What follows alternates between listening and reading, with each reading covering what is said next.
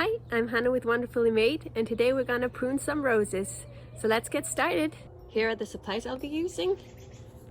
Roses have thorns, so I'll need my protection. I've got my snippers. This is rubber coated wire, which you can easily get at the dollar store. So in order to understand how a rose blooms, or what makes a rose bloom the most, let's take a look at the climbing rose behind me. There are canes, and these are the ones that come straight from the ground up. Those are the main canes, and then there are lateral canes which come off that cane. So for example, if we have, this is our main cane, this would be a lateral cane that comes off. And a rose blooms the best if the main cane is horizontal or 45 degrees, because that'll shoot lateral canes out, and each one of those can produce roses. And if we have those canes going just straight up, you can see that there are blooms that have now turned into rose hips at the top, but that's all we have. We have nothing on the way. And for this rose, that's okay, because I wanted it to be up here and kind of cover this here eventually. But if you want the most roses, you would train them kind of like a snake upward to get those horizontal and 45-degree angles of the main cane. So what I'm going to do with this rose is I'm going to take this cane that's shooting up randomly back here, and I'm going to start training it like that. So let's get that done.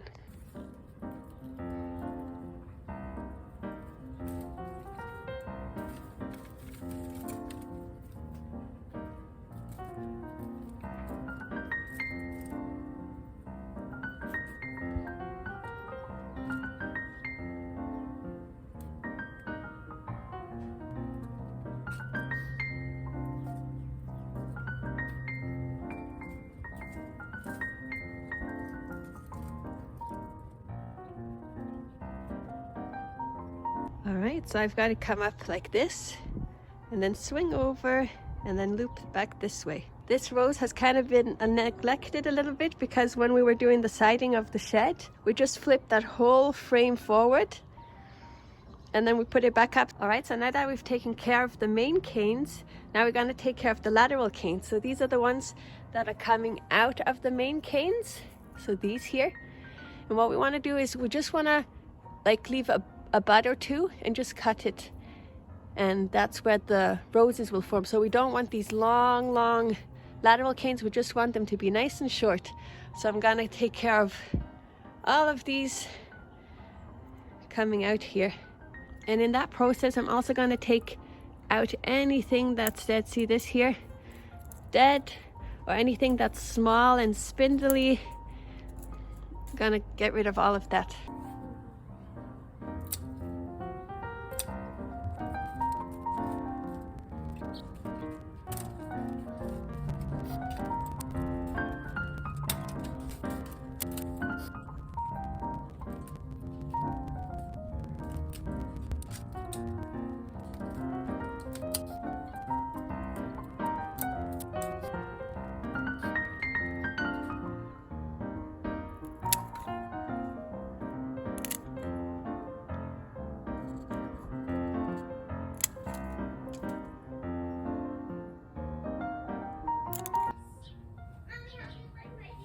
Oh, very nice.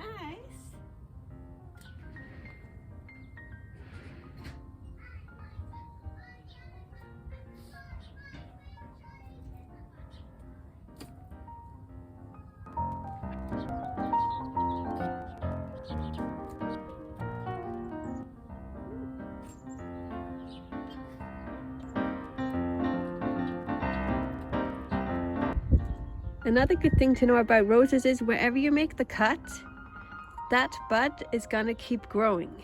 So you can determine the direction you want it to grow. So if I want it to grow out like this, then I can cut here. But if I want it to grow in and closer to the structure, I can cut there. So because I want to train this one up eventually, I'm gonna make the cut here, so it goes back to the structure. I could be fussing with this all day, but I won't. Well, I probably will. But this is what it looks like for now, and that's good. This rose was here when we moved in. It's a pink one, beautiful. Blooms all the way up to the rooftop.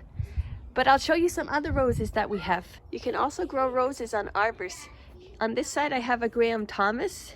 And the reason I have these around is because we have bunnies around and they love to eat the roses. I have roses that have been eaten all the way down to the ground, so I have these around. So in the winter time, the bunnies leave them alone. So this one's a beautiful yellow and it's already almost covering this side of the arbor.